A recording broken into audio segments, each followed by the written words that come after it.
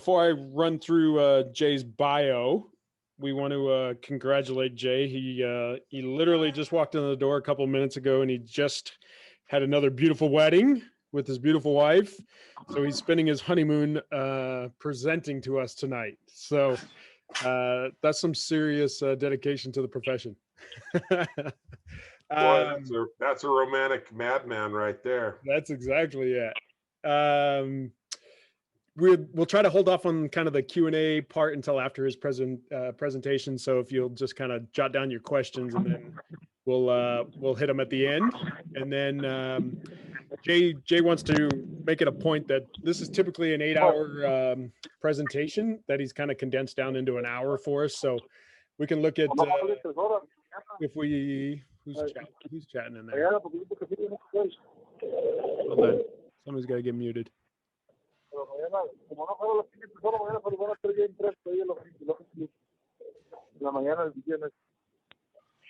Bro, mute.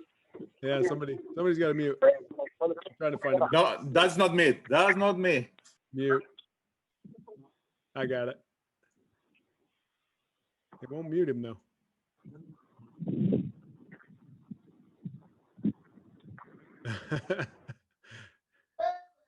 Technicalities. I'll try that. It's a little quieter now. So Jay wants to make sure that this is an 8-hour presentation. We're going to condense into an hour. We can look at coming back at a later date. There's a few more business related topics this month as well. So if we don't hit everything with Jay today, we'll have Gary Kent next week. And then we have Mitch Duray from Spokane on the 18th. And so there's a few other options to get some other data out of here. So I'll read Mr. Jay's bio. I had Jay and I shared the same stage. He was a CLSA president, and I was a NOWS president at our state association in 2015. So we created quite the relationship over the last 5 years, which has been good for me. So Jay Seymour is a senior land surveyor with the Orange County Department of Public Works Survey Division and is the 50th state president of CLSA. He comes to share his experience he has gained over the 50 years of surveying and 43 years of those surveying as a professional land surveyor. He holds a license in Kansas, Colorado, California. He has prepared in excess of 11,000 legal descriptions and prepared over 3,000 ALTAs in his career. Mr. Seymour is an expert witness in boundary disputes in both Colorado and California.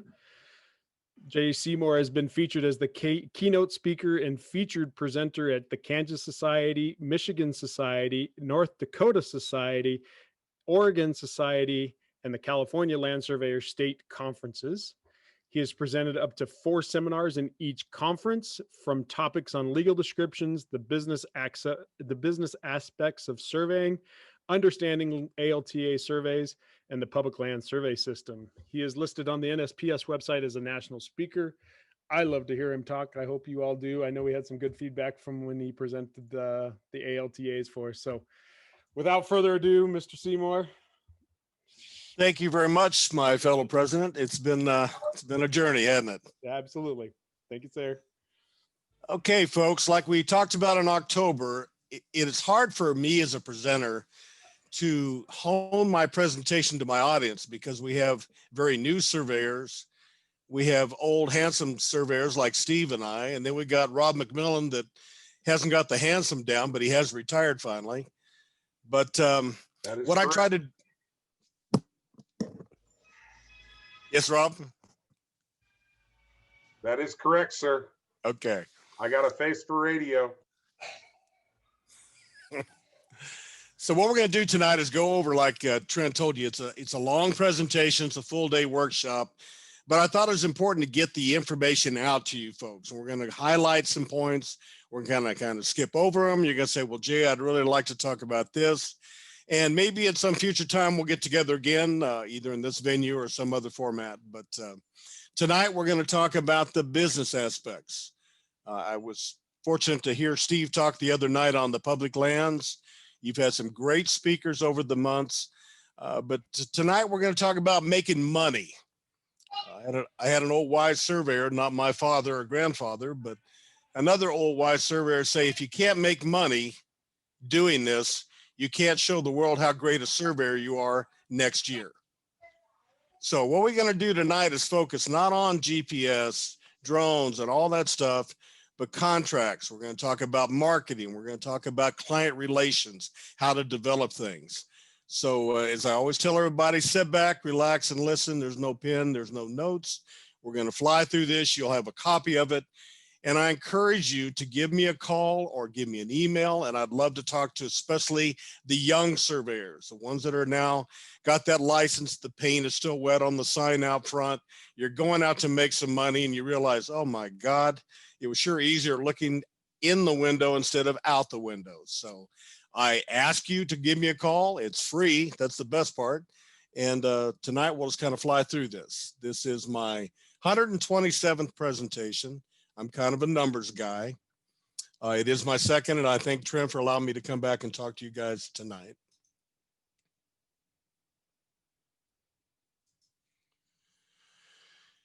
On a personal note, thoughts and reflections on a new year. What does a new year mean? Let's take a moment to kind of take a deep breath. We didn't get to celebrate. Trent, of course, lives in Vegas, the entertainment capital of the world. And I'm pretty sure New Year's didn't look the same this year as it has in the past. But it is a new year. It's a new start. On a personal note, as Trent told you, at 1 o'clock I was married and I've been home about 11 minutes before we came live. And I appreciate you bearing with me here. On a new attitude, these are some guidelines or thoughts from me. Be patient, be calm, be safe, and take care of you. When you take care of you, you're a better partner in business. You're a better partner in a marriage. You're a better father.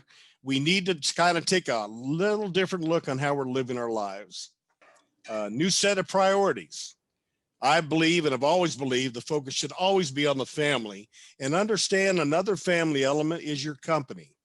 If you're a field guy, your helpers, your whatever you want to call them, technicians, rodman, chainmen, if you're old like me, but that's your family. You spend more time with them at work than you do with your family at home. So you have two families. It's a new beginning. We got a new government, and I don't want to get into the politics because that'll piss off more people than anything, but we have a new president. We have a new Congress. But what you really need to take a look at is the new government at your local levels. If you've never heard this before, listen very carefully. There are more laws passed at your city level than ever affect you at the national level. City ordinances, surveyors, you have building codes. All these things are done at the local level and impact you daily. Do you know your city officials? Have you been to a council meeting? Have you been to a planning meeting? Do you know your director of engineer, your county surveyor, or whatever? I want you to take a new look at looking at the world. It's all about caring. We got to be more compassionate. And it's a new dedication that I've made for my commitment for 2021. I'm not going to do the lose weight and all those other silly things that I never hold up, but a commitment to make a difference. And that's why I'm here tonight with you, is I believe in making a difference. Be a part of the solution, not part of the problem. And the next is my tagline that I use in my business that I started in 1984 of being solution-oriented in my thinking. It kind of sounds like a little funny, touchy-feely, good phrase, but look at it this way. You are solving problems. When people call us to ask us to do a survey for them and or a proposal, they want us to solve a problem. And we're going to work real hard at doing that. And just so you believe me, that is the tie in the picture. That is my lovely bride with the wind blowing her beautiful hair. And of course, with COVID, we're only allowed one witness, so I couldn't even take in her bridesmaid. But we've had a good friend in Dennis for a very long time, so he was able to stand up with us. We got married at the Orange County Old Courthouse. And the right picture shows you that, yes, we were socially conscious as we walked away, had our mask on and everything. So it's been a hell of a morning for me. Hopefully the night will be good when she gets home. She's out celebrating and I'm talking with you guys. Okay, let's talk about the public perception of land surveyors. And I have several categories here, and let's just kind of talk at them And I'm not the kind of presenter, if you haven't seen me before, I don't like to read to you. If you want to read, talk to your children. They read better than I do. So I'm not going to read every word on every slide, but I want you to kind of catch some points here. You notice that we have always late on every one of these categories. You talk to an attorney, they say different results, which simply means if I hire surveyor A, he gives me this answer. I hire surveyor B, he gives me another answer. And I'm always explaining to him what's going on. I live in California, as most of you know, so most attorneys make the stupid statement, well, we had an earthquake, so the monuments moved. I go, okay, that's good enough. But they have a problem understanding what we do. We need to educate a lot more with our clients, and especially the legal community and real estate community. Title officers, as you heard, I made a career out of doing a lot of ALTA surveys. The title officers will always tell most surveyors, you don't understand title. You don't understand a PTR's preliminary title report. You don't understand Schedule A and Schedule B, and we talked about this in October. So what we need to do is work closer with the title officers and explain to them what's going on. I was amazed through my career that they don't understand the difference in a paper boundary and a field survey boundary. And why are they two different ones? Developers, some of you may work for the builders and the developers across the country, and they always seem to have the same comments. But the one thing that I put down here that I want to catch your eye on is developers have this belief they don't have to pay us. If you've ever worked for a big developer on a big project, he says, well, Jay, I owe you money on phase 1. I'll pay you when phase 2 starts. Well, phase 2 may or may not ever start. So I put that on there because those of you who work with developers, look very closely. You'll see later in the slide, we talk about AR, aging report. Is that good client of yours, that developer, like 90 days, 120 days late in paying? Governmental agencies, of which you've heard 46 of my years was in the public and the private side. In the last 4, I've been in the government. So I had to put on my black hat now, and I'm kind of the bad guy. But the one thing that I've noticed in my 4 years in the public sector is the quality of work being submitted to us. And again, I'm the local professional's worst enemy because I know what a survey should look like. I understand law. I understand boundary establishment. So when they try to pull a fast one on yours truly, it's a short trip. And the state board, we all know that they are the people that license us to malpractice as professionals. And they will tell you over and over and over again, at least in my state that I'm dealing with currently, that we have poor documentation and poor contracts. A lot of surveyors in California are getting their license suspended and or revoked because of contract. Not the 300 you're off on this monument, not this or this technical, but on contract law. And then I put a comment on here, why don't more of us join or more participate in the state and national associations? I know from previous presentations, all the states are represented at NSPS except Arkansas and my beloved California. We will probably be the last ones to finally catch the train if it isn't too far out of the depot. But I encourage all of you to join NSPS. That's your national voice. Join your local state organization. And I've learned through my travels, most of the states have multiple small chapters. Be active at the local, participate at the state, and give your contribution to the national level.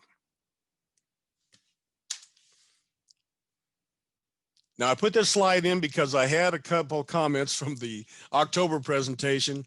Jay, you're a coat and tie guy. You don't get dirty for a living. You weren't a field guy. You don't understand what we go through. Well, guess what? I spent more time out there on a road just like that picture in Kansas, where you can sit on the center of the section and see all corners and quarter corners. And Mr. Perry should laugh about that. But the bottom line is my roots are deep, deep in the dirt. My father and grandfather were surveyors, and we all had a habit. And when we went to the field, we took our hands, smelled the dirt, and went to work. I am a field surveyor, and my friends are the party chiefs and the guys that get dirty for a living. You have questions, I'm your guy to come talk to.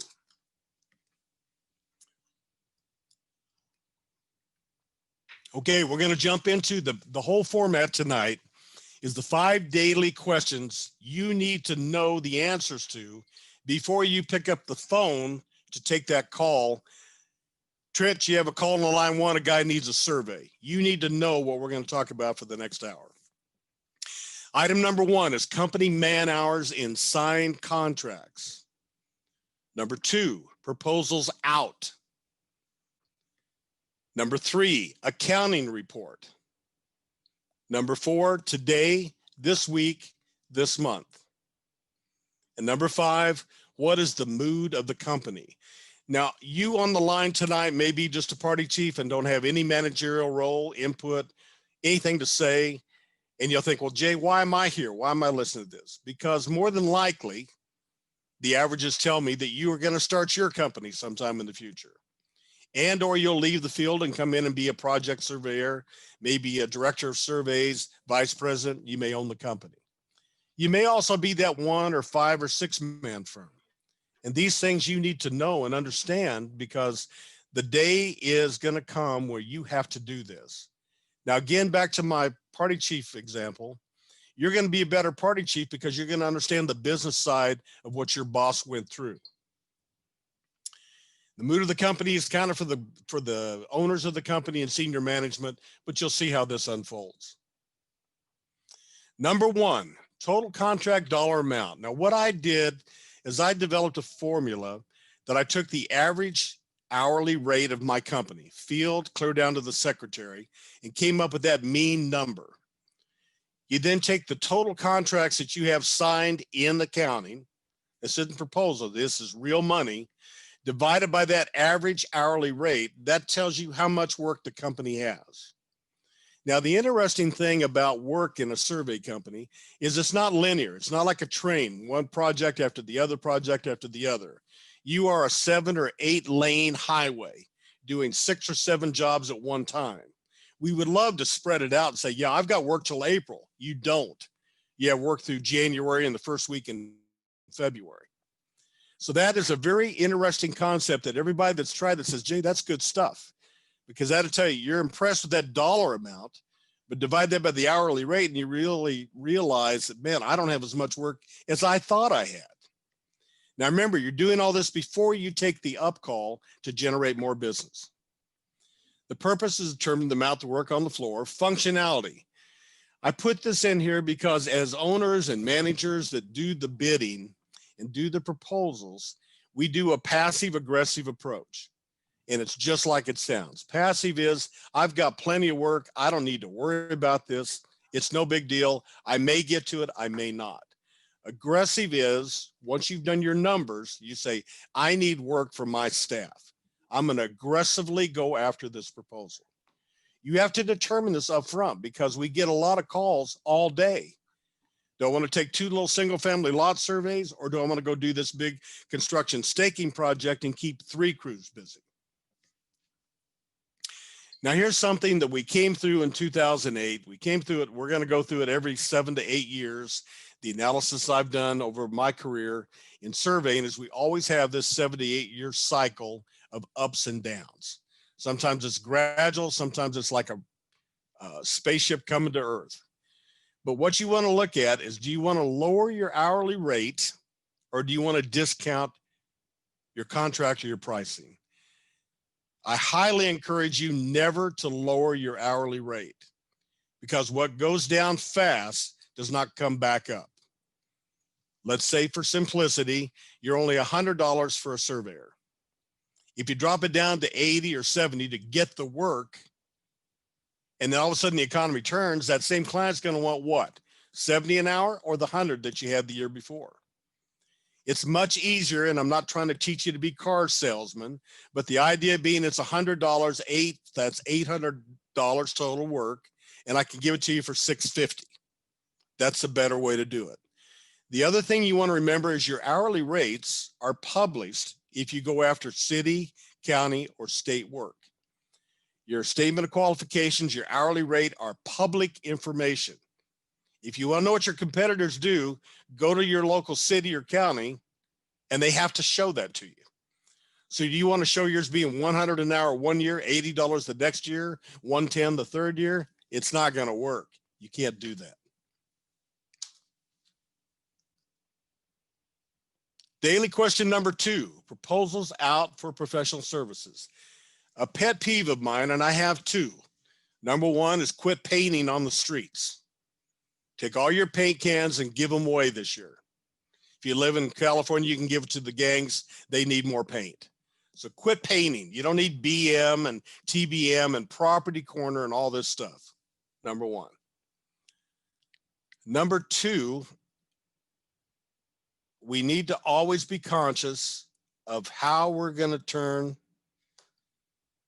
our, I think I am lost here, guys. Give me a moment. I'll come back to that.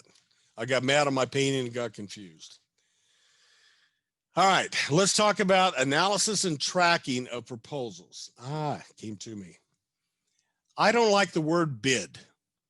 A lot of us as professionals say, we're going to give you a bid. Bid are for lumber, plumbers, electricians, painters.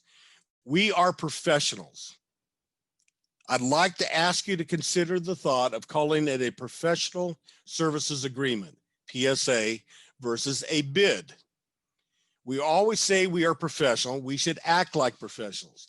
Go to your doctor, your architect, even our fellow engineers, and they give you professional agreements. Can you imagine going to your doctor and say, can you give me a bid to pull this one tooth? Ain't gonna happen. I do this because it has allowed me through the years to get a little bit more work. And here's something I want us all to think about for a minute. And you can only answer it to yourself. Are you the most expensive surveyor in your area? Are you the cheapest? I'll let that rush over you for a moment. And all of you know the answer. And I presented this to the surveyors at the ACSM. All the old timers remember before we called it NSPS, at a national conference. And there's probably 100, 150 men in the room that day. And I threw out the idea, would you rather do one survey for $5,000 or 5 surveys for $1,000? And this good old boy from Texas with a beautiful Stetson hat stood up. He said, Mr. Seymour, I'd rather have 5 $1,000 surveys. I said, why is that? He says, well, I keep my boys busy for 5 days. I said, you do realize when you go to the bank on Friday, you're still just putting in $5,000, right? He goes, no, you don't understand, Mr. Seymour. The idea is to keep my men busy. I said, no, you don't understand. The idea is to make money so you can be in business the next week. And he and I cussed and discussed this for about 10 minutes. And finally he says, I'll meet you after lunch. We'll continue this, which we did. And luckily it was a nice conversation. But the idea being that we have a mentality that, you know, we're just trying to be busy. We're trying to keep people working. And that's not what we're supposed to do. If you make enough money, I can let the guy take the day off and I'm still functioning. He's still being paid and the company is moving towards profitability. So this is a sidetrack too. It's important to consider to stop saying bid. Now, what you should always also do on your tracking of your proposals is what are you going after? Here in Los Angeles, we have a huge school district. I think it's the 3rd or 4th biggest in the country. And a lot of surveyors, a lot of companies want to do work for LA Unified School District. And that's a noble idea, and they're constantly building. I think they build 8 or 10 schools a year, millions of dollars worth of work. But if you know the behind the scenes, LA Unified pays every 6 months. No matter when you turn in the invoice, it's 6 months before you're paid. Now, how many of us can go 6 months without pay? Trent, can you give me 2 or 3 crews a week for 6 months and then I'll pay you? You okay with that? Not so much. Not so much. Not so much, yeah. So the analysis of what you're doing is what type of work you're going after, the money you're going after, so that you can sit down with management and say, you know what? We put out 11,000 or 100,000 or $1 million in proposals for this type work, and we got 2% or 8% or 100%. So we need to not only just pick up the phone and write the answer and send it out in the email, you need to track it. How many hours am I doing to do what, and what is my success rate, your hit rate if you're a a baseball fan. Daily question number 3. The bigger the company, the bigger this is a problem. In the large company format, we talk about AR reports, accounts receivable, aging reports, whatever your management information accounting system calls it. I was amazed when I talked to a lot of people. I said, do you talk to your accounting department and see if this client has paid their last bill before I go get the new one? And I heard over and over again, no, we don't do that. It's too busy. I have to take the call. I have to go ahead and put the proposal out. Well, why put good money after bad money, or going after a client that's not going to pay, or after a client who's not going to select you? Then I have a concept here for you: accountability of staff. TikTok, is that a bomb? Okay, accountability of staff. For outstanding invoices, assigned informed staff for action. Look for trends. What I do here is sometimes the bigger the company, we don't allow the project surveyors, the project managers to actually track and work with the clients. I don't believe in the pyramid where you have the top people doing the billing and so on. Everybody that worked at my companies always had the ability to not only negotiate a new contract, write a new contract, they had the right to collect the money and talk to the clients about money. Now, the bigger the companies, that's not going to happen because they say we have a strata and that's not going to work. But for you small, medium companies, this is very important to the lifeblood of the company. Now, I put a note on here: marketing and business development plans, and no, they're not the same. A marketing plan is different than a business plan, and a capital acquisition plan, and so on. So I've talk about this in great detail with the younger companies, because you have to have these, and they are a very fluid, liquid document that changes at least every quarter, if not every month. And it's predicated on the cash flow and what you're trying to do at your company. Now, I put a note on here that I think most of us forget. There's 2 simple words we fail to tell people, and that's your clients' thank you. When I lose a proposal, I call that client and tell him, thank you for not selecting me. And they go, what? Jay, you finished 3rd, or you finished 8th, or you finished 2nd. I said, thank you for the opportunity. What's your next project coming up? In sales, we call it ABC, always be closing. I drip on these people over and over again, and I'll have every now and then a client call me and say, Jay, you lost the last 4. I'm going to give you this one. God, man, you got enough persistence. It doesn't take but a few seconds to call and say thank you. It doesn't take a few seconds to call and say, if you have a moment, can you tell me, was it just price? Was it service? Was it delivery? Most of us don't like to hear that no thank you. Question number 4. Today, this week, this month. And remember, we're back to the phone call coming in. I need to know what I've got to do today, what I've got to do this week and this month, quarterly, the whole thing.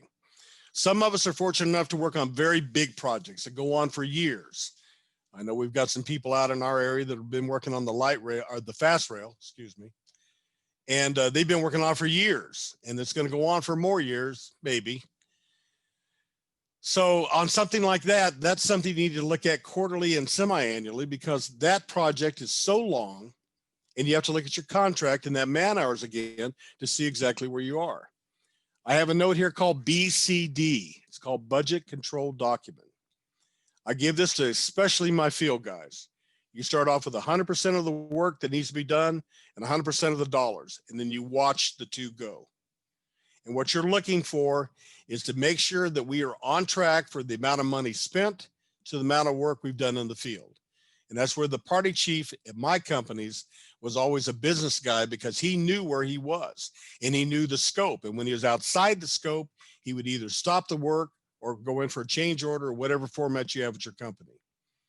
But just having the guy show up, take the measurements, pound the hubs, come in and turn in his data collector is not the role you want. You want them to be an active member of your management team. In October, I talked about the whiteboards. I think I have a slide coming up on that. The rest of this is, again, just a reiteration of what we're talking about. You got to be focused on the dollar.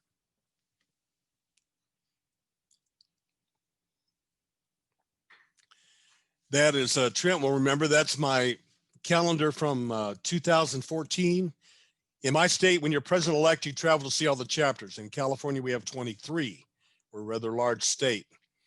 And I started on July 17th on my first chapter and finished the week of Thanksgiving in my last home stop here in Los Angeles. I have a whiteboard behind me that I had at all my offices. Now, of course, you know, I'm at home, but the idea being my staff can come and see exactly where Jay is or is supposed to be or where he's going to be next week. And it's not just vacation. It's actually talking about what's going on at the company. Yes, we all have PDAs. We have it in our phone. We have Outlook. Outlook goes to everything we possibly have that turns on. But the idea being the whiteboards is a pretty damn good thing. It's old school, but staff likes it. Now, this is a whiteboard for you companies that are heavy in construction, or the top half of the board is ALTAs, which I used. It lets you see right at a glance, what am I holding up? Am I waiting on my authorization to proceed? Do I have my preliminary documents? Is my research moving forward? I don't want my people to go out and do research till I get the complete title report, because they're going to have to go back. So this is a timeline or a Gantt chart. Again, you can do all this electronically. I just like old school on the board behind me so I can see what's going on. And the question number 5, what is the health, the mood of the company? I've coined a phrase called MBW, which is management by walking. For you guys that have the bigger companies and you're usually the corner office, you need to get out of the office and walk around and see what's going on. What is the mood of the company? I used to have a saying, if the desk was real messy, I knew the guy was working on too many projects at one time. If it's too neat, I know he's playing golf or doing something else because there's nothing on his desk. But I also like I could look over a guy's shoulder on a CAD station and see something that he may not know about. Or I'd ask to see a download of a data collector. Let's see what's going on with the field guys today. They got 38-point shot today. Hopefully there was something wrong. Committees. The bigger the company, the bigger these committees are. The smaller the company, it's the same guys again. But you have one for management information system, one for CAD, one for field, and leadership. I'm a big believer in seminars and webinars like this. I believe in sending my key people off to learn expertise from knowledgeable people in the profession, time management, accounting, not just GIS, and GPS calculations. I want these people to learn a lot of these things. This is a benefit that you should include in your package to your employees. As we all know, when you work at the government like I do, I think Kevin Hills has given us a $10,000 a year, which is incredible. And I'm not saying for a second the rest of you can do that, but that takes care of my NSPS membership, my local membership, my state license, and 2 or 3 webinars plus my state conference. Now, throughout the state conference, I'm going to kind of wander here for a moment. When I spoke in Michigan, a lady told me she was licensed in 38 states and she was a CFED surveyor. And the first thing I asked was, how many states have you put boots on the ground? And she said, 1, Michigan. Now, I know there's a lot of people on the line tonight that are licensed in a lot of states. And we're collecting these licenses for a couple reasons, either wallpaper, or you anticipate, or you are doing work in different states. I get that. But I'd rather see less licenses and more active involved in those state associations where you are licensed than just a wall full of licenses. Because you are going to show up at that state that you have a license in, and you're not going to know how to do the surveying. Now, again, everybody on the line tonight is in a particular state. My state, I will not survey much outside LA, Orange, San Bernardino, and Riverside County, because San Diego has their own thing. Redding at the far north end of the state is a city that has their own way of doing things. That local knowledge is very, very valuable. If you are a collector of licenses and you are going to different states, may I recommend you contact that state association, find some surveyors in that city or county and talk to them and bring them in as a team member. Yeah, that's cutting into your profit, but you know what? It's going to keep you out of trouble. They know the local monumentation. They know the methods. They know the good and the bad surveyors in the area. This knowledge can only be obtained by building these relationships. Existing client list. I'm constantly asked, what is the best source of new business? And I say, well, let's start with the best source of business, which is your existing client base. They already spent money with you. How many of you follow up with your clients when the job's done and say thank you? Did you get the copies okay? Is there anything else I can do? What's your next project? Focus on what you do best. Now, I learned very quickly I can't spell GPS, much less use it. So I never went for a gigantic transcontinental pipeline or electrician transmission line needing all this control. It wasn't my thing. Mr. Parrish is an expert on PLSS. If I got into a really ugly township, he would be my first call. I'd bring him in as a team member and pay him for his time. Okay? When you start working outside your own area of expertise, your own backyard, that's not a good thing to do. And yours truly, being the idiot I was in 1984 when I opened Professional Land Consultants, my brochure said I survey from A to Z, ALTA to zoning, which is a big old load of manure because I couldn't do a zone change if I wanted to. And I only did one lot line merger my entire career. Be specific, be unique. And here's something I think the paradigm shift in our profession is coming, and listen very carefully. We're going to move towards smaller companies, not the big ones. We're going to go to specialists. Our medical community a long time ago decided that the guy that fixes you in the hospital on the drunks night at 2 a.m. is not the best surgeon, right? He's probably an intern or a resident. The best doctors are specialists, and you see them 3 weeks, a month in advance. Surveying is going to move that way. We're going to find people that are experts on CAD, experts on GPS, experts on boundary. To think you can do it all, you are fooling yourself, and you better learn that lesson very early in your career, not later. I think it's very important that we as business people running companies have to decide what part of our income are we dedicating to marketing and business development. I had one guy tell me, Jay, I don't have business cards, I don't have brochures, I don't have signs on my truck, and I'm busy as hell. And then that real bad economy hit in 2008, says, Jay, I can't find anything to do. You need any help with your ALTAs? You have to be looking for business every day, good times, bad times. You just have to do it. Schedule periodical calls to your clients and stay in touch. A thing that I've learned is if I call Trent at 10:03 on a Tuesday, in my Outlook, I'm going to put on notes, 10:03 Tuesday is the best time to catch Trent. Now, it may not be right, but guess what? I caught him once at that time, and there's probably a habit that he's into. He has secretaries that screen his calls. They're called gatekeepers, and we always fight to get through that. But keep track of when you talk to somebody and the best time, either existing clients or people you're doing proposals for. Because when they called you to ask a question, guess what? That was his important time. That's the point in time that he made time to call you. So that is very, very good.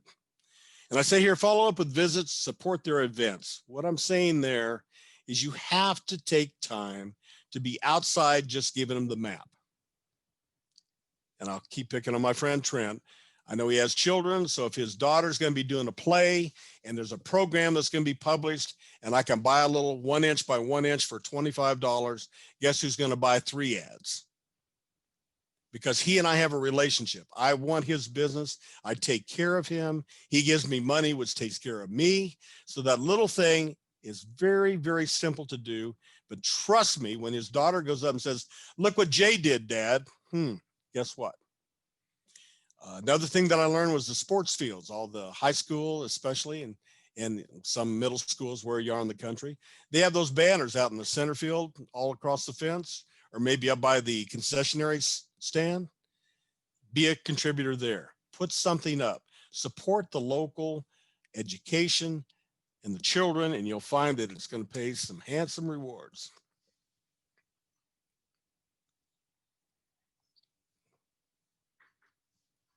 What I'd like you to take away on this slide, gifts. I put down Starbucks, calendars, pens, rulers, paperweights.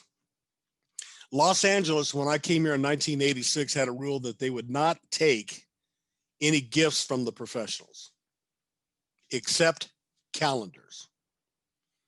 So I worked for a large company called Engineering Service Corporation. At the time in the late 80s, it was one of the biggest ones in the county. You went to LA Public Works survey department, everybody had the bridge, you know, the picture on the top half and the calendar on the bottom half. We always did bridges and they loved it. We would actually get a call saying, Jay, we didn't get our bridge picture this year. It's that small thing, small thing. You have to go and find out what's going on, because guess what? They're the people that are going to be reviewing your products, your maps, right, at the county. And I'm not saying you're trying to bribe somebody. I'm simply saying put your name out there. Paperweights. I don't know if my camera can see that. That's First American Title. It's a wonderful little magnifying glass with guys like Steve and I need looking at old maps. It fits together, sits on your desk. I think it cost $8.50. Oh, Jay, we can't spend money like that. Well, think about it. Remember, tonight I'm giving you, if you've never heard this before from a presenter, let me be the first presenter to tell you. I don't flatter myself for 1 second, think every one of you are going to change the way you do business tomorrow. I got over that a long time ago. But what I'm giving you is 50 years of experience the hard way. And my father taught me this at a very young age. We're big baseball fans. You get 3 strikes and you're out in the box, right? So I've made every mistake you can surveying at least twice, but I've never made one mistake 3 times. So what me and Steve and all the other people come talk to you, Gary next week, Gary and I've been friends for over 20 years. We're just telling you a way to do something. It should be like a tool in your toolbox. I'm pretty sure you have more than one Phillips and one regular screwdriver and wrenches, right? We don't need them. I mean, that's all you need are those 3, right? Crescent wrench will about do it all. And a 3-pound sledgehammer will definitely do it all. What you should always learn when you go to these seminars and webinars is we're just giving you some thought. And tonight is free. You go see us sometimes, it costs you money. So the idea being take advantage of education whenever it's available to you. And you need to thank the guy over here, Trent, because he's the guy that pulled this all together, and you're getting all of us to come talk to you. So all of you tonight say thank you, Trent. Now, one more thing here before I leave this slide. Business cards for every employee, everyone, even the CAD technician, even the Rodman chairman or whatever title you guys like to hang on them. It is a small investment from the company, but they go, wow, I got a business card. And then you ask them to hand those out. We're on a construction staking job. The party chief's on the hood of the truck trying to do calcs and do things. And here's a pipe guy over here. Your Rodman can go over and say, hey, you guys got any other projects around town? Yeah, we're doing one over here on 182nd Street. Well, you know, tell that superintendent, here's our card. You never know where you're going to get business from people handing out cards for you. I get more pushback on this. I said, Jay, that's only for the professionals. That's only for the managers. No, everybody. It's a nice gift. Reward system for employees that bring in work. Now, I've got a picture coming up on a sign in a minute. You'll see what that's all about. But the idea being you want everybody in the company to be on your marketing business development team, because you don't know where the work's going to come from. All right, contracts, proposals, revenue streams. What does a review of your client list reveal to you? All right, Trent may say, you know what, Jay, I'm 80% into heavy construction. And I'll say, guess what? What happens when the economy goes nuts and this new president does something silly and the new Congress does something silly and we go into another recession and interest rates go up 5 points? And if you don't know much about the construction dollar, they pay 3 to 5 points above prime. So we may be looking at a 10% to our contractors in the year 2021 or 2022. You need to know what your client list reveals to you, because your clients may come back and say, I need you to stake next week, Trent, but I don't know when I can pay you. And Trent's going to say, you know, I went to Jay's workshop and he says, if you're not going to pay me, I shouldn't be out here today. But these are decisions you have to make. Maintain a detailed accounting system and tracking system by multiple fields. Simply state We're losing money on construction. We're making money on ALTAs, and I'm losing like crazy on PLSS stuff. Okay. Because Steve said, you guys need to go back and do that township over because you did it all wrong. So now you're working about 40 hours for free. Okay. And of course, I keep beating you with it, but maintain, develop, adjust, and modify your marketing business development plan. Hourly rate schedules. I hate these. I actually saw a guy in New Jersey had, I think, the best plan. He had one office rate and one field rate. Now, I've worked at companies that have just like this, 3, 6, 10, 15, 16 different lines to an hourly rate schedule. The problem when you do that, if you're doing a time and materials, and we talk a great deal about this in the all-day business workshop, time of materials, lump sum. Which way do you want to go? Most rooms are really divided. They go, well, I like time materials because I can quantify that. Here's where it goes wrong. You're doing time materials for a contractor. He has your hourly rate schedule. He says, well, you know what? Why did you send that senior party chief? Why did you send that junior party chief? I'm going to pay the 130 instead of the 180. Because all of a sudden he's an expert on who you should have sent out to do that job. But if you just have one or two categories, then it's a lot easier, and keep them close. Don't have a project surveyor at 100 and a senior project surveyor at 250, because you know where everybody's going to want to pay down here. Okay.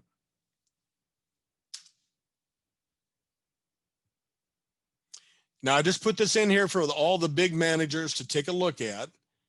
And probably the one that gets the most conversation is travel time for all personnel should be billed at 85% of the above hourly rate schedule.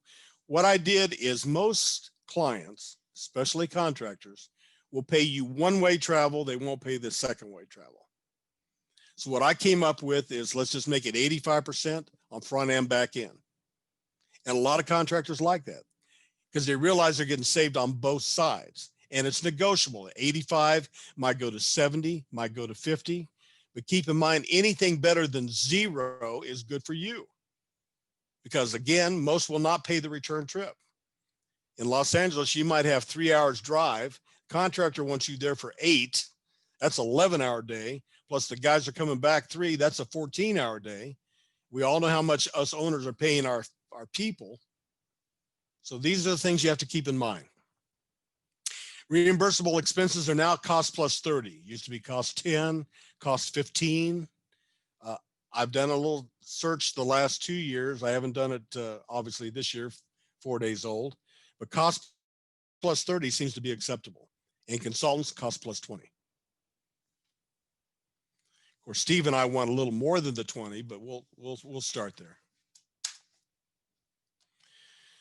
Now I put this slide in, it's for my California people, but it's for you to take a look and see what do you have codified in state law in your state that you're doing business. We have these items that are required for every contract by contract law in California. And you remember earlier, I told you the state board is jerking surveyors' licenses or put them on a 1-year or 6-month probation because they're failing to follow this contract. You used to think we just got sued for putting the monument in the wrong place. Now you get sued if you don't do the contract right. I don't know all the states on the line tonight. I don't know, but I would suggest you should already have copies of your state laws anyway on your desk. Check this out and see if you have something. If not, this is a good guide for just a basic contract for you to look at. That would be for the young surveyors starting out to do their work. Most of it's pretty straightforward. I think number 5 is the one most of us don't put in contracts. Now, also a lot of attorneys that have looked at this for me from very, very large law firms, they said, this is good stuff.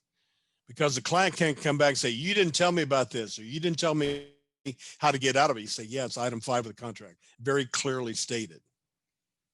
Now to jump around again for a moment, in contract law, make sure anything that has money or a time deliverable in a contract has the initials at the bottom and a full signature of you and the client on the money page or the time delivery page.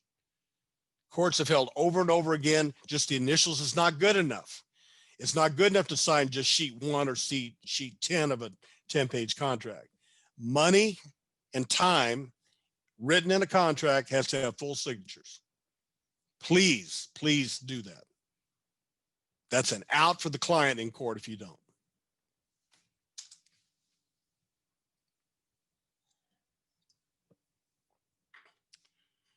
Okay, guys, we're into the golden hours. Field hours, I say, is 7 to 3:30. Office is 8 to 5:30. Now, the next item is kind of hard to follow, and I'll just touch on it. This is something I'd love to go into detail some other time for you. I actually physically closed my office for 2.5 hours in the AM and 2.5 hours in the PM. No inbound calls, no inbound fax, emails, whatever communication, even to the point the physical lock on the door. Now, the fire marshal said, Jay, you can't do that. I said, yeah, my people can get out to get out. There's no reason for somebody to come in because there's no exit out of my office area for fire code. And they go, okay. They put a little sign on doors, okay. What that meant was even the president of my company was not allowed to come in during those 2 time periods. The reason I tried this as an experiment, I did it many years ago, was my productivity was so low because of everybody comes in and says, Jay, you got a minute? I got a quick question for you on this. Can you explain to me what the field crew did here? Remember, engineering comes in with all those questions. They had 5 hours of a 10-hour day. I used to work at a company that worked 10 hours. So 5, no one was allowed to interrupt us. Our production went up 74% in the first year. No interruptions, no questions, nothing but production. Now that's a damn big leap of faith about the width of the Grand Canyon. But anybody interested in that, you give me a call and I'll walk you through it because it is a little complicated. Now I have here, track your day. This is just something as simple as the day is long. Take a blank piece of paper tomorrow, put a line right down the middle. On the left side, it's a clock. At 9:03, Trent came into my office with 3 stupid questions. And I write that on there. Then 9:14 and so on and so on and so on and so on for one day, just one day. You're going to learn 2 things. Who are your time drains and what are the questions? And I soon learned that most of the questions were on data collection comments in the descriptor file. And the other time drain was project managers asking me how I'm doing on their project. I said, you manage your projects, I'll manage mine. You get the same MIS printout I do. Don't keep coming to me with these questions. Try it for one day, please, one day, and see what it does to you. Then what is working and not working for both the field and the office? Equipment, staffing. Guys, I've worked at companies where a printer was on the other floor. And printers, we all know, are now about $60 to $100. You spend more for the ink than you do for the printer. But if a guy needs a printer and he's walking up a floor or clear across the building to get some information, that's a big deal. Or how about a field crew that says, my data collector the battery keeps running low. I need extra batteries.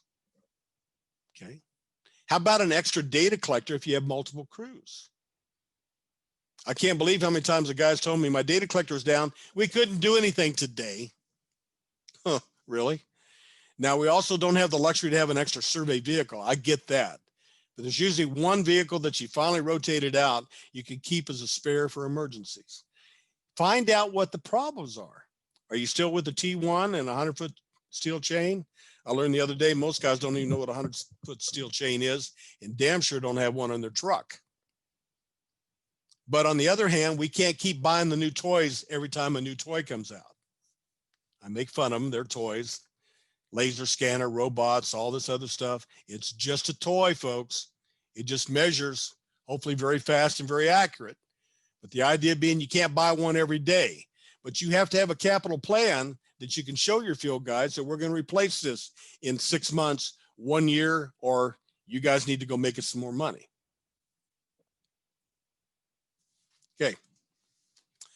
More contract stuff. I put this on here. This is my suggestion. I use this with the previous slide from the state law. And this just walks you through what we do. Now you'll notice here we have a surveyor certification down at the bottom. California, we are codified in 2 places in state law that I can't say the word certify.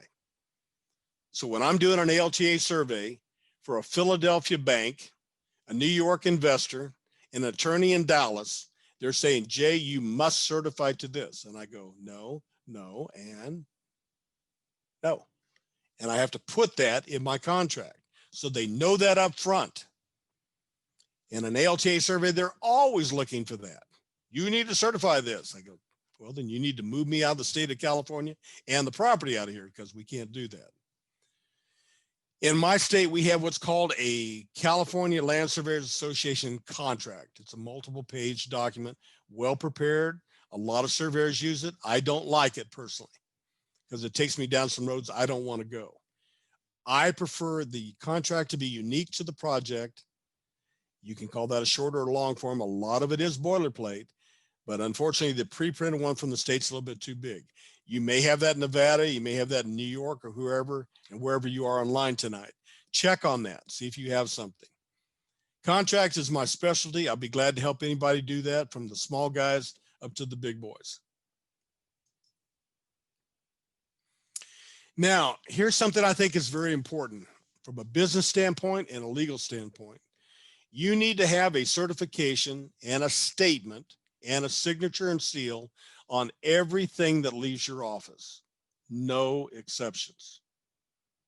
We just want a copy of your printout. We just want a copy of your data collector dump or whatever the request is, or a cut sheet.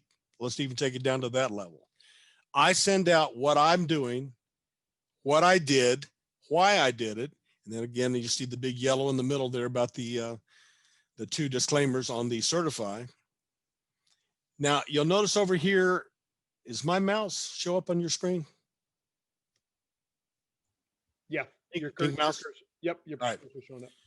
There's 3 things here I think are very, very important. And I stole this idea 40 years ago from an engineer. All of us that have a, I shouldn't even say that anymore. In the old days, when you went out to construction, you had a set of plans that was called an approved stamped set of plans, which meant it's approved by the governmental agency. And more times than not, it had a wet signature and seal on it. In the lower right-hand corner, we have what was called the revision block, Rev block, Rev 1, Rev 2, Rev 3. Rev 1 was we screwed up the design and did it over. Rev 2 was we moved 2 sewer laterals. Rev 3 was we changed an elevation, and so on. And I got to thinking about that one day, because on the ALTA surveys in particular, boundary surveys would be another example. I put on my drawings now the date I originally issued this document. Easy to come up with. Last field inspection. Listen, we are a snapshot in time profession. When I'm out there, as Steve told you last week, a monument was set at a particular point in time. 1 hour later, a bulldozer could come through there and knock that out. It's no longer there. With an ALTA survey, improvements can be made to the property after I've left the property. So I put in the second line there, a last field inspection. And I can't tell you how many times this has saved me in court, because it said, Jay, your drawing showed curb and gutter. I go, it was the day I was there. Now it's not, because the neighbor is building his project and he tore it out. And that was the first step in the litigation on destruction of the improvements. Then the issuance number is just what it sounds like. Is this the 3rd issuance out, the 4th, the 5th, the 119th? But the idea being, I've got the original issuance up there, the last time I field checked it, and the last time I just sent out a copy. All right. Then I have, looky there, a client signature. Ooh. I used to have my client sign a lot of documents. That way he can come in court and says, I'm not aware of that, Your Honor. He goes, is that your signature? Yes, it is, Your Honor. Then you are aware of it. Now there's a time and place for you doing this. I always did this on a lot survey when I knew I was going to go to court. You remember what Walt Robillard, our Dean of Boundary Surveying, said? People survey for a handful of reasons: buying, selling, refinancing, governmental agent requirement, or I am fighting with my neighbor. No one wakes up and stretches and goes, you know what? I'm going to just blow $5,000 a day and survey my property. because I have not yet met that person. So it has to meet one of those 5 criteria. Once they tell me that, then I usually know, and you damn sure know once you've been out in the field. The fence is here, my property's over there with my monument. I got a problem, right? So this is very important. And then I put on the bottom of that slide for you guys, every page of a contract with time and money needs full signature, initials on each page in the footer. There it is, blown up for everybody for the sight impaired online tonight. This is worth the presentation right here. I can't tell you how much trouble this is going to keep you out of. And there's not a time or a place or a document that this isn't appropriate. We talked about this in October. It's just a little light break here in the presentation. There are 3 kinds of service. You get to pick 2. And I got to tell you guys, this is on my computer, on the wallpaper. If I'm on the phone with somebody and he's giving me his email, I send this to him right off the bat. Say, pick. Price is proportional to what you pick. It's a lighthearted moment, but it's that time that the guy is, I'd like to go with you, Jay, but I can't quite make up my mind. That's what we do. Okay.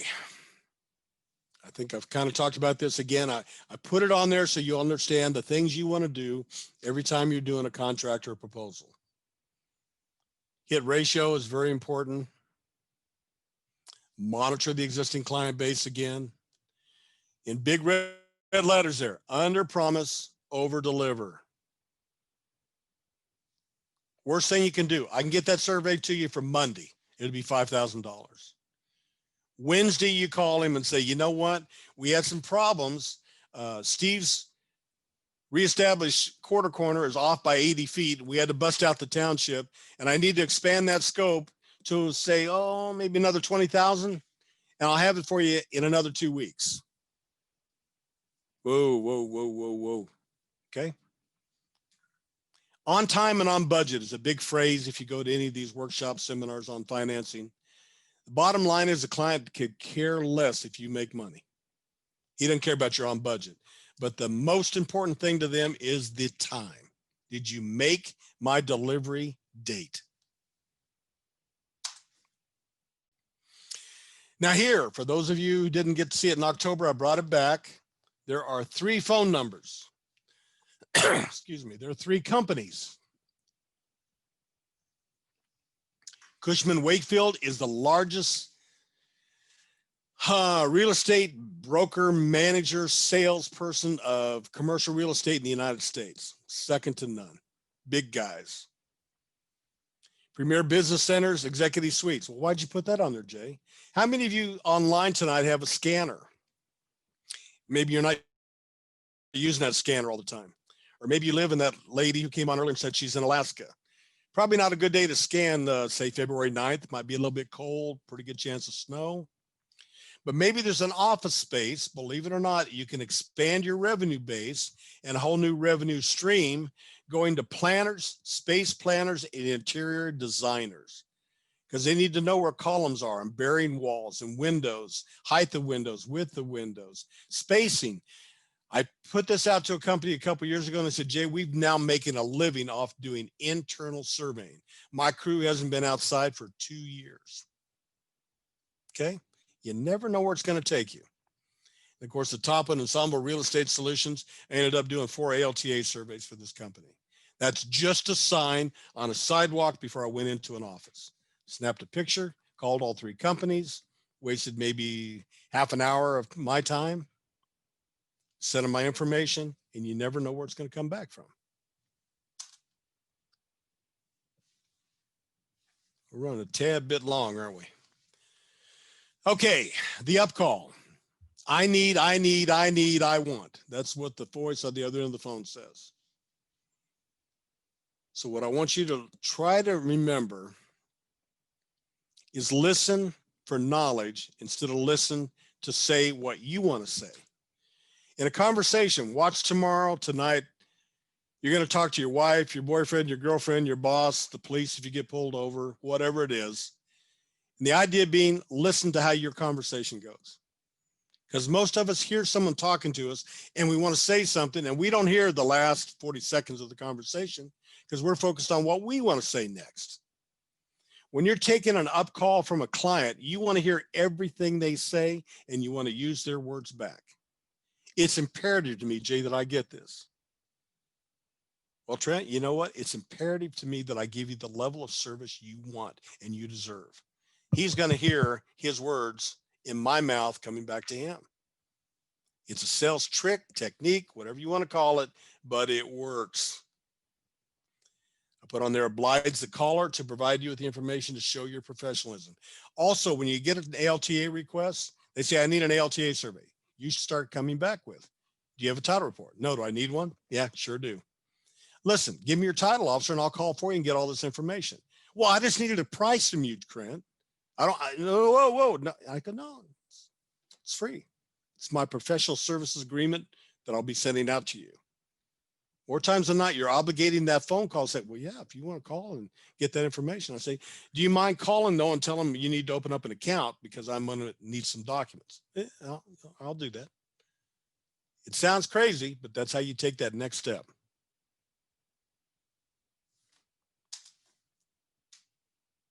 Listen more than you talk. Yeah, we got to learn. God gave us 2 ears and 1 mouth, and we got to talk in that proportion.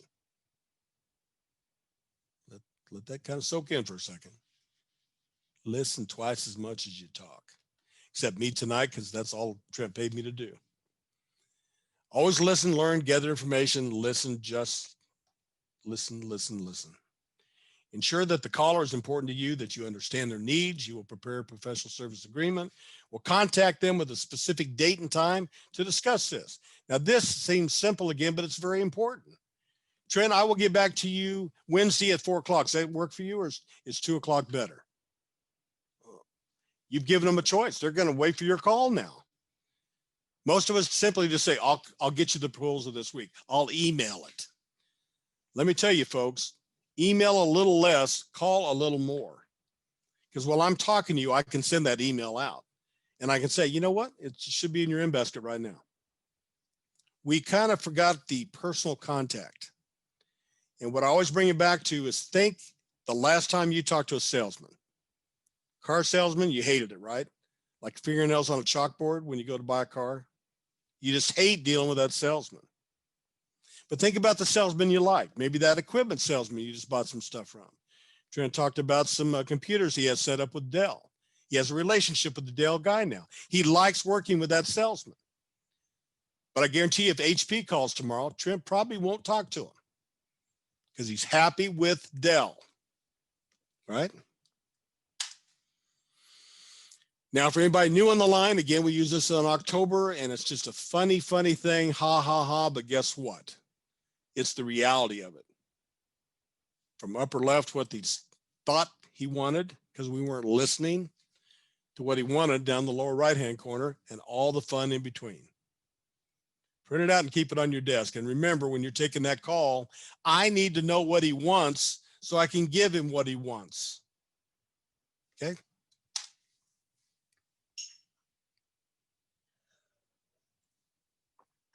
We're surveyors, we're number people.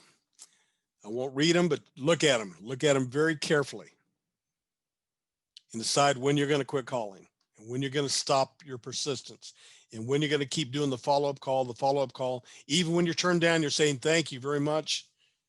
What's your next project I can take a look at? We have to become salesmen equally as much as we are professional measurers. And don't think for a second we're nothing else but that.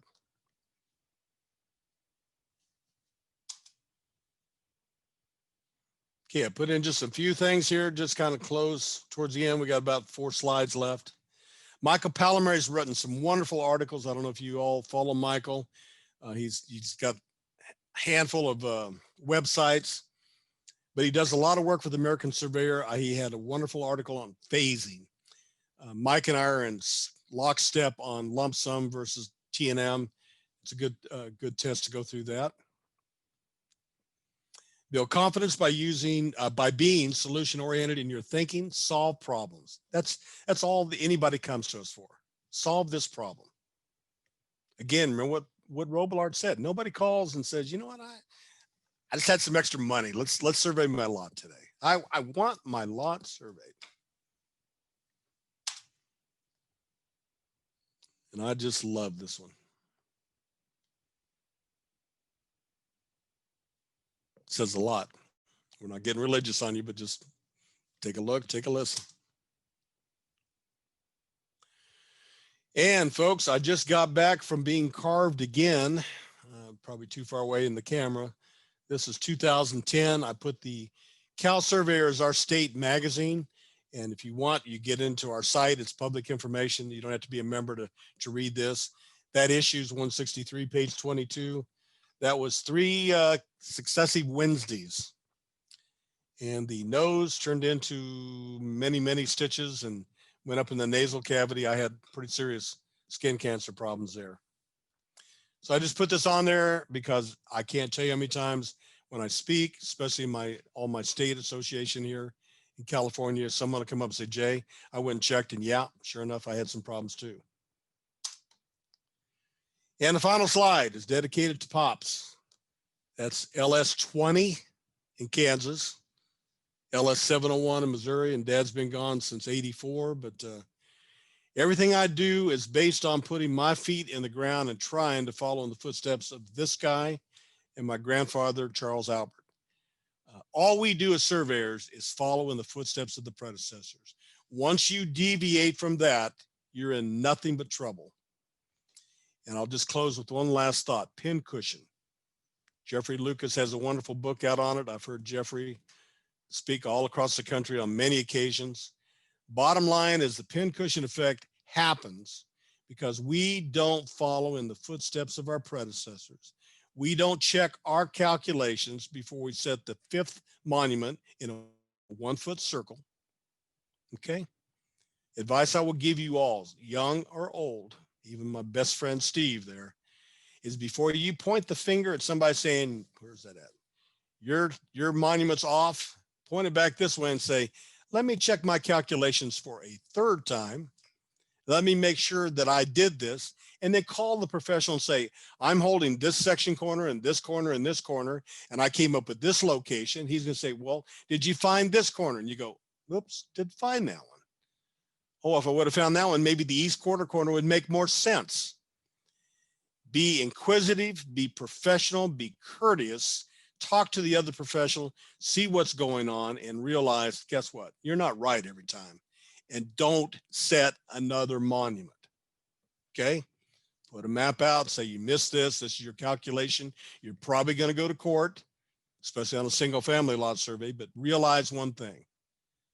Follow in the footsteps of the predecessor and see if the old guy probably did it right. Okay? Don't dazzle me with your brilliance or baffle me with your bullshit. Just talk to me and tell me how you did it. So folks, that's my presentation. I'm probably going to hear some questions now, and thank you for being part of my wedding day. Exactly. Thank you, Steve. Always insightful information. I love it. 2 of my favorite ones. One is the marketing budget. I'm huge on that. So I'm a big 10 to 12, 11% kind of guy. We spend a lot of money on marketing. So Good. And anybody who ever says, does it work? All I can ever say is we've grown, 15% a year since the day we started. So yeah, you have to take it from there. But anybody can unmute themselves. And then if you got specific questions, you can unmute yourself, and then we can talk to Jay real quick and see what everybody else has to say. Come on now, I'm drinking mine. Sure, I'm ready to go. Rob McMillan here, Jay. Yes, sir. As usual, a great presentation. Thank you very much for participating. My pleasure. Always. There's got to be somebody on here. Come on, young guns. You got to have questions. Hi, Jay. I was just wondering, where do we get the presentation? So I threw that in the Dropbox, and then his PowerPoint is in the Dropbox link, which I threw in the chat early on. Okay. Also, the website has the link to the Dropbox, And then these are all recorded and all of that is on the website as well. So if you can't find any of that, obviously you can email me. Okay, thank you. I Or me. appreciate it. It's You all can over. even email me. There you go. You I- can even email I us. have questions, but I will formulate them later. There you so- go. Okay. All right. That's Yep. fine. No And I worries. hopefully will be here later to answer your questions. Yep. Come on, guys. Jay, Steve here. Yes, sir. One of the pleasures I have, of course, outside of having been a county surveyor in 5 of the California counties at distance, is through the CFEDS program. So I'm always getting some interesting questions. Mhm. And one example that just hits home again about, running a business, but behind that business, you've got to do your work, you've got to do your study, you've got to do the research. And I just recently had a CFEDS individual. I get a lot of requests to do some calculations and help them out with things in their private business, not just CFEDS. So, and I'm very careful because, I don't want to be liable for what they do. Mhm. This had to do with calculating the parentheticals on a allotted section. Mhm. So he sent me a copy of the plat and says, could you help me here? I can't figure this one out. Well, the copy he sent me, there's 6 or 7 numbers on it that you had to guess at. An 8 versus a 3 or a 9 versus a 4, stuff like that. Mhm. Got online, took me about 5 minutes. I went to, he was dealing in. I pulled down a plat right off the BLM site. You could read it perfectly. Where he got his, I don't know. Took about 10 minutes. I calculated a few things, sent back, and it was one of these, oh crap, why didn't I get a good copy? Just something as simple as that. But Yes. the point is, how many mistakes are made when people don't do enough research and get the kind of information out there that is available? Yes. And it's just like these forums, there's a lot of information available that Trend is helping put together, and individuals are willing to step up and share part of our 40, 50, 60 years worth of experience. Yep. And with that, I'll leave just one more comment. Years ago, I was challenged with the idea, have you had 50 years of experience, or have you had 1 year of experience for 50 years? So, think about that one I like that. very much. Yeah, I like that, sir. that's a good one. Jeff Murphy had Thank one. you, Steve. Jeff Murphy had one in the chat about any particular recommended business courses that aspiring survey business owners should look into.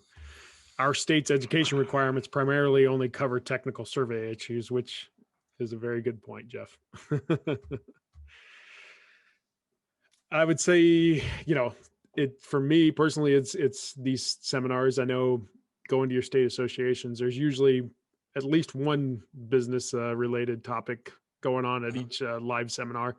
Obviously the survey magazines, there's always some type of business aspect article in there as well. So it's definitely it's reading and keeping up on that kind of stuff. And then obviously even crazy enough, YouTube and that kind of stuff will all have this stuff, but I don't know about one particular course, Jeff. I'm not sure I could necessarily point you in one direction. I just keep absorbing as much as I can as I continue in my own business. So, Hey, Trent, I'd recommend, looking into our now 7-state virtual conference that's coming up here. exactly. And then also, I was There going to should say, be an entire track of business and type courses, type seminars in our conference. Yep. And a lot of great information just like this being shared there. exactly. Hi, this is Cassandra Quintel from Maine. I have a question about contracts, and I was wondering what your thoughts are on a one-page contract, or how short or long should a contract be? My answer to that is short. Your contract should cover what you're going to do, how much you're going to get paid, how you're going to get paid, and when you're going to get paid, and when you're going to deliver your product. That literally can be five punch marks, your signature, and you're done. It's 1 page. The complexity of a contract is proportional to what you are doing. Now, does your standard contract have a certain number of pages, or do you have like a boilerplate contract that you would do on, a typical job? How long is that one? Well, I have an ALTA contract that's about 7 pages long, and probably 80% of that's pure boilerplate. The boundary and topo is very specific based on as it meets and bounds. You have to kind of give me a little more information. My contracts, I have basically 3: boundary and topo, ALTA, and public lands. Yep. And all 3 of those are pretty much I put together over years. And through the years, I've helped young surveyors because you tell me what you do in your area. But you remember early on in the presentation, I said, check your state law and make sure you don't have codification of what you're supposed to do. Because when I brought this up, everywhere I speak, they go, yeah, we do have that, Jay, but we don't follow it. I go, not a good answer. So start there first. And then if you have additional questions, you can send me an email. We'll try to work some things out for you and help you out. I have a lot of disclaimers I give you on doing your contracts, but at least it'll give you a format, lets you get into the shallow end of the ocean instead of the deep end. Awesome. That help? Jay, can you Yes. pull up your contact info, Jay? I'll throw it in the follow-up email as well for everybody. Oh. So everybody who's on this meeting, I do a follow-up email, and I'll send it out, and I'll send Jay's contact information with it. Okay, I need to hear a young guy saying, Jay, I'm trying to do this and it isn't working. Or all right, I'll throw a question out to everybody of whatever level you have. How are your accounts receivable? You got people that owe you money. It's a new year. How's the bank account? Flush or people owe you? The sound of silence.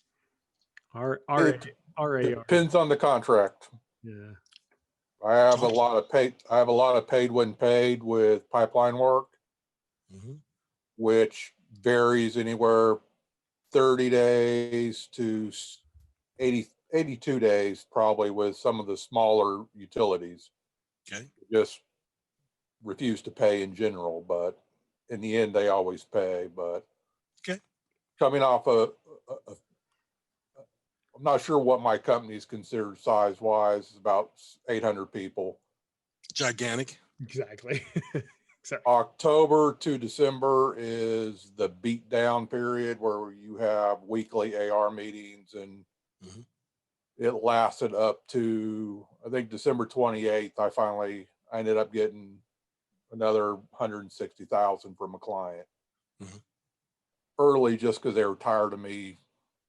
Good for you. Following up with them at least twice a week via email and phone calls and text messages when they'd ask me a question about a deliverable. It's like, hey, what about the invoice from February 2020 you short paid on? And just keep bringing it to their attention, because it doesn't have to be negative to collect money. I mean, right. It wasn't negative when you delivered the product. And the sooner you bring it to the your client's attention, I think in the end, they might get a little bit gruff in the beginning, but in the end, you end up with a better relationship. I mean, I have 12-year clients that I do primarily, on average, $2.5 to $3 million a year with, that I've had for the last 12 years. I don't really market a whole lot. I've delved away from pipelines over the last 10 years to go into a little bit of solar, a little bit of land development, just to not put all my eggs in market crashes that go from LD, then pipelines are going to crash, and it's just, I'd rather called the business cycle. Yep, just and it never ends. Yep, I keep my group small, functional. I meet with my staff probably at least once a week minimum, even during COVID. I do Zoom calls for office staff, field staff. I try to do a happy hour on Fridays in the evenings. let everybody just kind of have a free for all and bring up any issues or complaints they have and try to at least give them an answer. They may not like it, but keep everybody communicating. But I definitely second business cards for everybody in the business. Good. Because it's cheap. In the end, it's very cheap, and the pride the employees get. Yeah. they Can't just- measure it. It's a simple things, a $25 spot award because they busted their butt. Just little low cost things just make you have a stronger staff, which Well means said. you'll be more profitable. Well said. Thank you. Awesome. Yeah, I would say the diversity too. That's a big thing. So we typically stick around 15 to 18% construction, 20% boundaries, 20% ALTAs, that kind of stuff. So Mhm. definitely don't front load yourself on 100% housing development or 100% commercial or something like that. So create that diverse network. Well, folks, in case you didn't know, we have new ALTA standards coming out. Yep. So if you're very good at marketing, listen to this. You want to look at all your old surveys. Let's look at it from 2 points. Let's say you're working for the seller, right? Well, he may have more properties. Your hook for making that cold call or warm call, whatever you want to call it, is, did you know the ALTA standards changed? May I send you a copy of the new standards? And when you get a chance, let's go over that. And do you have any properties that need to be surveyed under the new standards? It's a hell of a marketing lead. We only get it about every 5 years when they change the rules. So that, if you are like me, heavy in ALTAs, and if I was doing that now, I'd be dialing for dollars all next week on that very thing. They're coming out in February. Be the first one on the block to get the new ALTA survey. There you go. All I right. picked up 3 of them first of last week doing that. There you go. Just a random out of the blue developer that I did work for 5 years ago. There we go.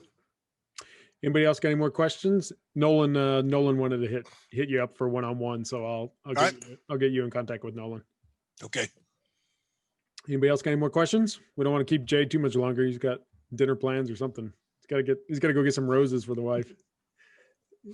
Got to get some for that new ring, right? There you go. Anybody else?